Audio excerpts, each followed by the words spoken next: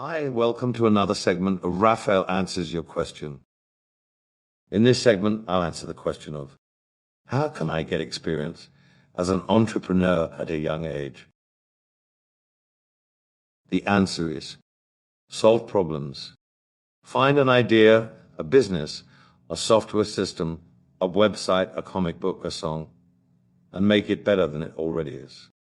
And then make it available to the rest of us. After you do that, run around and tell everyone about it. Don't wait for a big company or a venture capitalist to tell you that you've done enough. No, you do it because you can, because you're passionate about it, and because you have no choice. The biggest challenge you've got is yourself.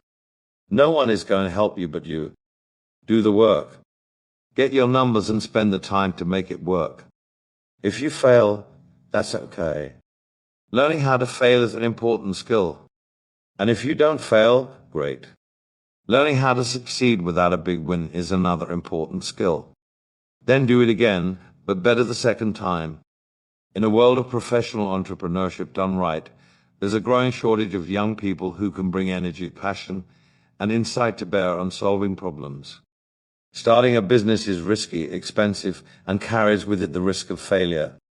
That's why most people prefer the safety of a steady job, even if it means being a cog in a large machine.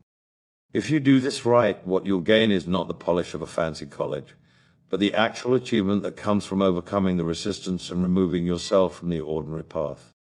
Whatever you do, don't sit around wishing you could be an entrepreneur. Take massive actions, especially ones that actually make a difference, and gives you the satisfaction of having created value. That's all for this video. If you found this content helpful, please share it with someone who might find it helpful too. Remember to leave a comment below if you have any questions or thoughts about what I talked about. And don't forget to subscribe so you can stay updated on new videos and blog posts. Thank you for watching.